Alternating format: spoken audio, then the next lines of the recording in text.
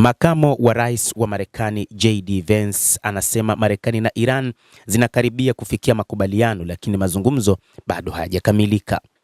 Makamo huyo wa rais wa Marekani JD Vance alisema kuwa Marekani na Iran bado wapo katika mazungumzo katika kutatua masuala kadhaa yaliyosalia kabla ya kufikiwa makubaliano kuhusu vita.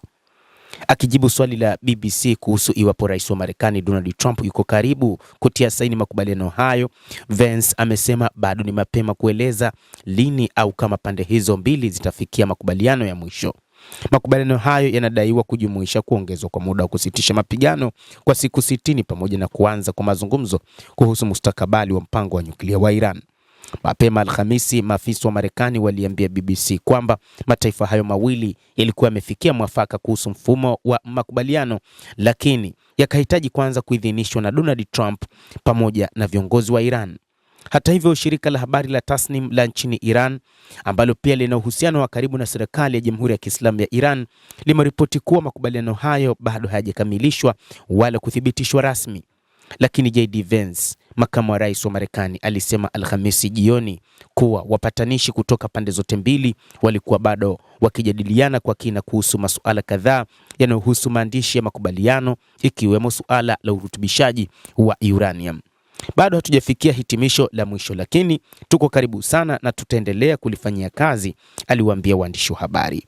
Suala la nyuklia bado ni jambo gumu zaidi ambalo limesalia kwa sasa.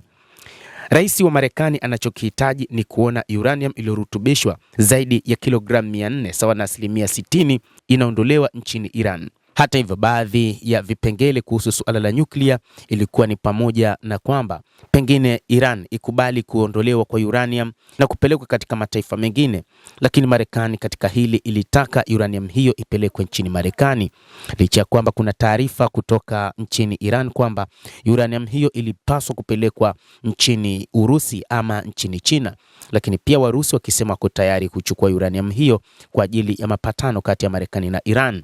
Lakini baadaye taarifa zikaelezwa kutoka katika ofisi ya kiongozi mkuu wa serikali ya kimapinduzi nchini Iran, Ayatollah Mujtaba Khamenei, kwamba kiongozi huyo amekataa kuondolewa kwa uranium iliyorutubishwa kupelekwa nchi nyingine na kwamba uranium iliyorutubishwa itasalia nchini Iran. Lakini rais wa Marekani Donald Trump alisema huo ni upuuzi na kwamba hilo haliwezi kukubaliwa.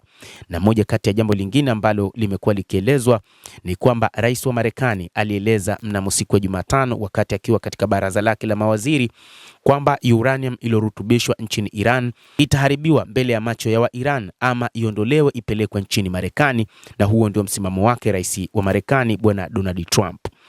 Mtazamaji wa The World News, hayo ndio tuliokuwa nayo, ni kile ambacho na makamu wa rais wa Marekani bwana JD Vance anaeleza ulimwengu juu ya makubaliano yanayoendelea, akisema kwamba katika kipindi hiki Marekani na Iran zinakaribia kufikia makubaliano, lakini mazungumzo bado hajakamilika. Lakini pia nikukumbushe tu mtazamaji kwamba kuna makubaliano fulani ya kuongeza usitishaji wa mapigano wa siku 60, licha ya kwamba rais wa Marekani Donald Trump bado hajatia saini juu ya hilo.